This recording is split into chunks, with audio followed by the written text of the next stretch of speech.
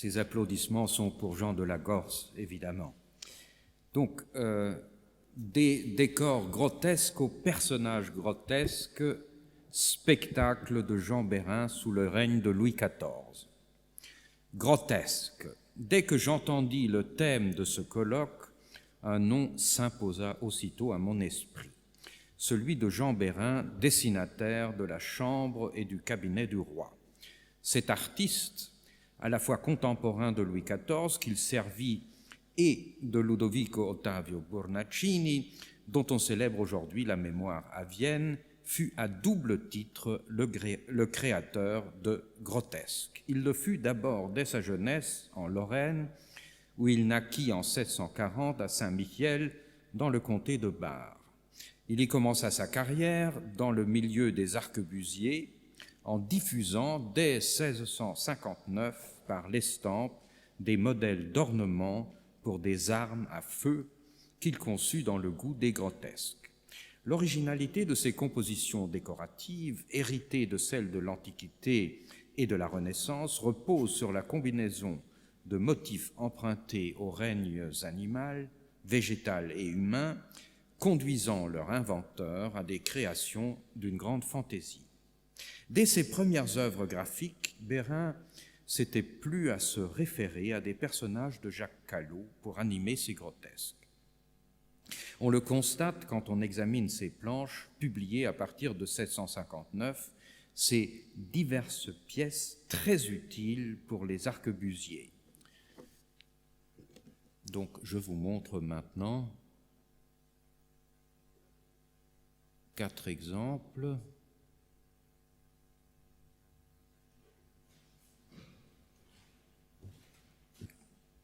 Voir les 4 premières illustrations avec les fantaisies de Callot, personnages tenant un verre de vin, et les exercices militaires de Callot, également de 1635, où un personnage tenant une trompette a été repris par Bérin. On remarque aussi des anachronismes dans le choix des costumes de l'époque de Callot. Plus tard, en 1671, Bérin fut payé par les bâtiments du roi pour reproduire par l'estampe les grotesques de Charles Lebrun, conçus pour la décoration de la galerie d'Apollon du Louvre. Aussi, à côté des personnages de Callot, il va bientôt adopter le style français, plus officiel de Lebrun, premier peintre du roi, et comme il l'avait fait avec les compositions de Callot, il ne se priva pas d'emprunter à ce nouveau modèle des figures entières pour animer ses propres grotesques. On le constate avec le dieu Saturne dans l'hiver, qu'il reprit d'un décor prévu par Lebrun pour l'un des 4 pavillons de Marly. Cette divinité n'a pas été choisie au hasard. Elle vient rappeler les Saturnales, fêtes organisées dans l'Antiquité en cette période de l'année et qu'on perpétuait sous Louis XIV pendant les fêtes du Carnaval. Pour évoquer ces divertissements, Bérin ne recourut pas seulement à Saturne. Il puisa aussi dans sa propre production créatrice en introduisant de chaque côté de sa composition 2 danseurs, un fou et une bohémienne, personnages vêtus l'un et l'autre avec des habits de son invention, portés lors des spectacles donnés de son vivant à Paris, à l'Opéra et à la cour, en présence de Louis XIV. C'est à l'occasion d'une de ces fêtes qu'apparaît pour la première fois l'expression « habit grotesque » à propos des bals organisés à Versailles pour le grand dauphin.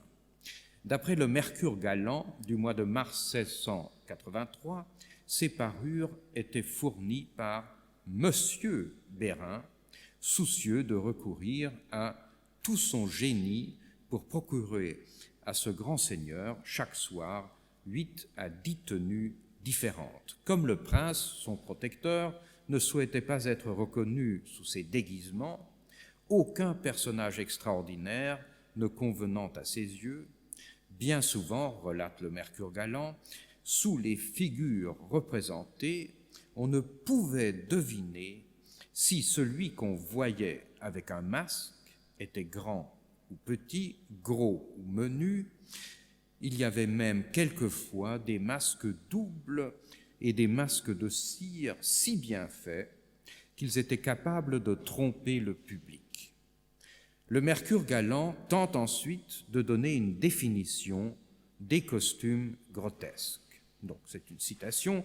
On a vu qu'on ne savait comment les appeler parce qu'ils n'étaient qu'un pur effet de l'imagination des inventeurs. Fin de la citation. En renouvelant les vieilles modes, citation, on a choisi les plus ridicules sur lesquels on a encore renchéri pour rendre ces sortes d'habits tout à fait plaisants. Fin de la citation. Il y a eu des figures d'une nouveauté si surprenante qu'un homme seul en représentait jusque à 4 à la fois. Enfin, l'on a vu des garnitures de porcelaine mouvantes et chantantes. Outre ces objets précieux en porcelaine, capables de se mouvoir et de chanter, d'autres déguisements rappelaient les modes anciennes, procédés utilisés depuis longtemps pour les personnages ridicules, tout en livrant des figures plus nouvelles où l'on voyait un seul homme multiplié par 4. Pour comprendre cette dernière métamorphose, il convient de consulter une seconde description dans le Mercure galant et au musée du Louvre, un dessin de Bérin et de son atelier permettant de compléter cette évocation. Il s'agit en effet d'un habit composé seulement d'un haut de chausse de Suisse, intégré à partir du col avant de descendre jusque sur les souliers. Il offrait cependant une coiffure, un chapeau, au-dessus duquel on voyait 4 visages représentant les âges différents, accompagnés de 4 perruques aux cheveux de diverses couleurs, de sorte, rapporte le périodique, qu'on ne pouvait connaître de quel côté était le vrai visage.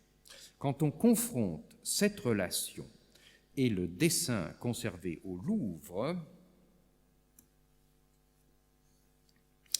avec le chapeau abritant plusieurs visages, tout semble coïncider, à l'exception du nombre de visages, mais pour cette différence, elle pourrait résulter de la technique utilisée dans l'atelier du dessinateur, consistant à reprendre à la plume une esquisse plus pâle à la pierre noire, déjà à moitié effacée.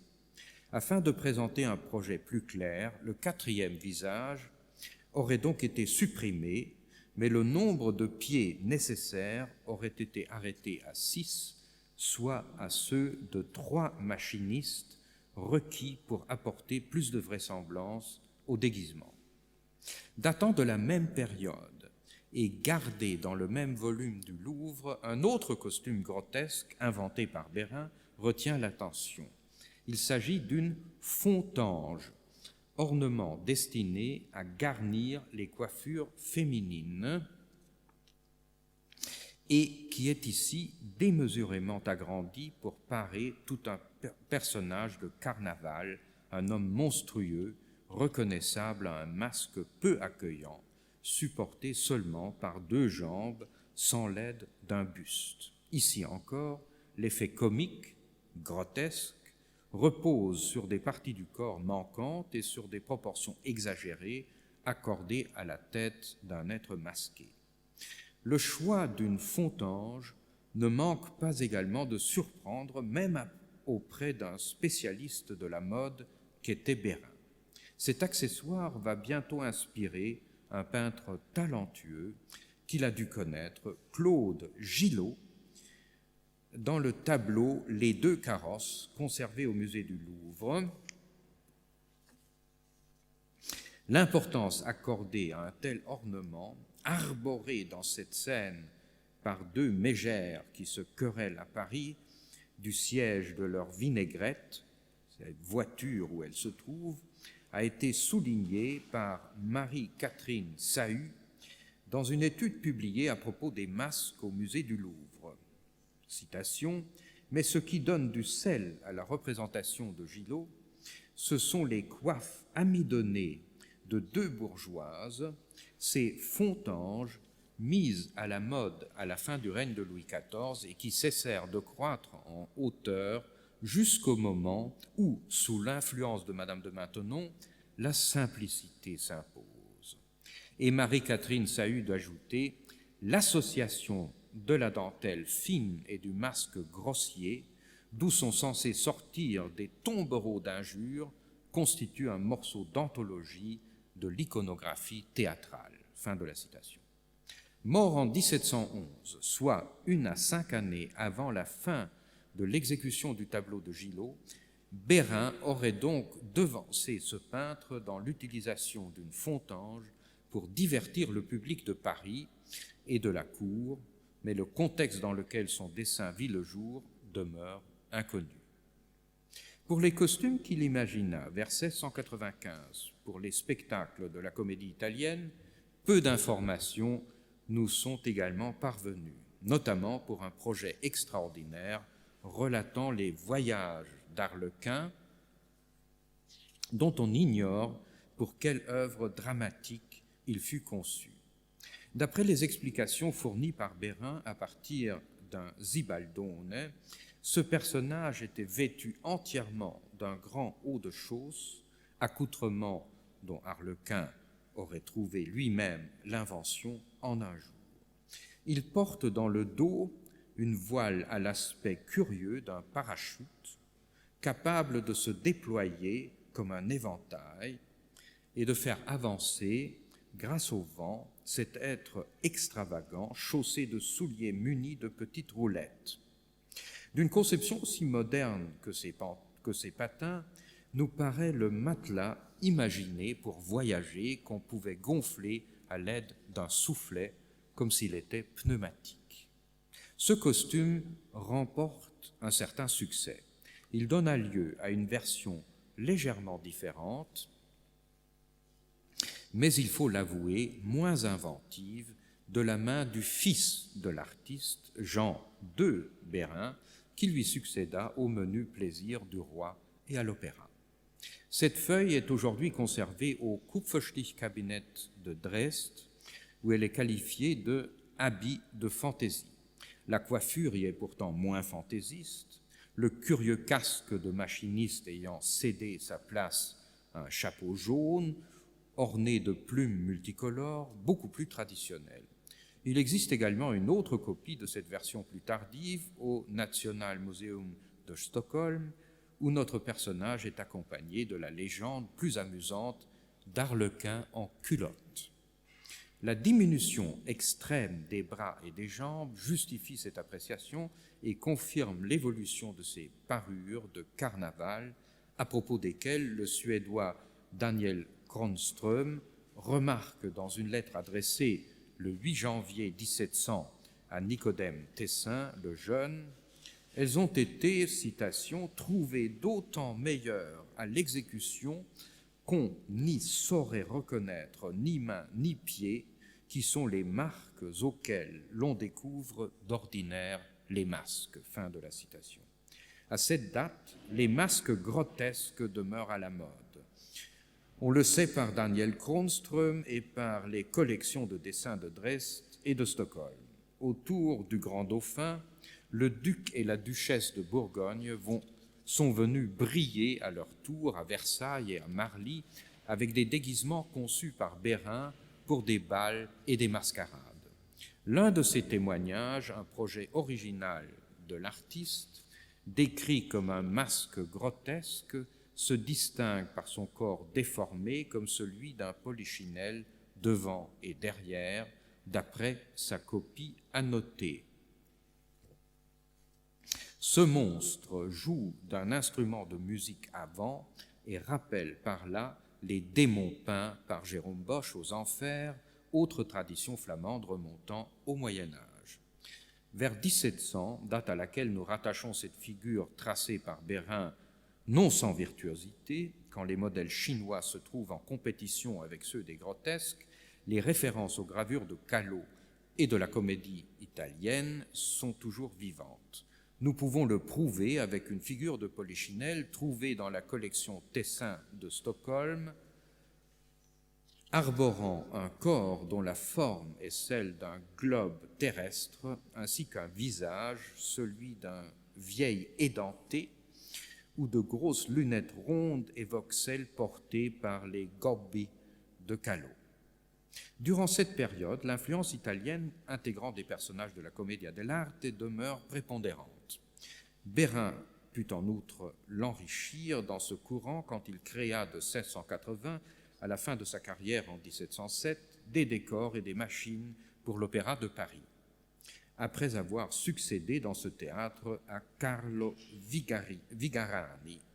De ce prédécesseur, il put être sensible à l'impressionnant palais de Pluton, où des monstres volent du haut des voûtes de cet édifice. On l'apprécie dans le palais infernal, tracé en 1674 par Vigarani pour l'Alceste de Lully.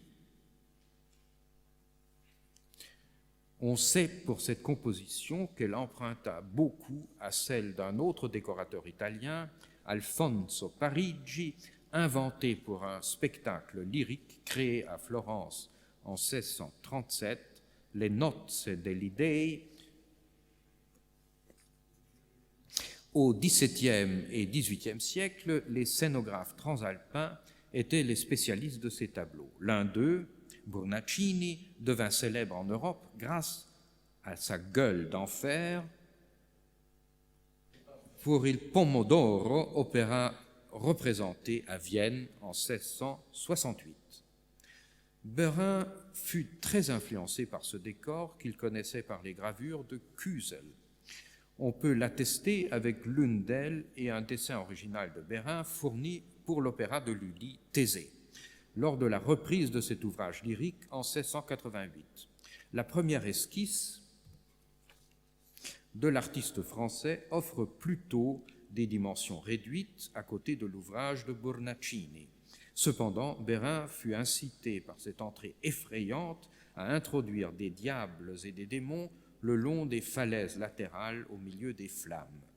Dans une version plus tardive, il n'oublia pas de se référer à la terrible figure de l'enfer pour dessiner des machines de monstres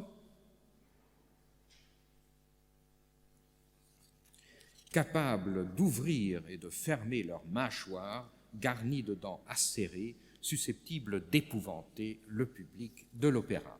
Il paraît judicieux d'observer l'usage de ces êtres monstrueux associés à des comédiens italiens pour les châssis d'un semblable décor, preuve de la pratique d'un tel goût en France. Dans l'un de ces paysages, Bérain y plaça un tout autre monstre, un joueur d'instruments à vent, ressemblant à une souris géante avec de longues oreilles.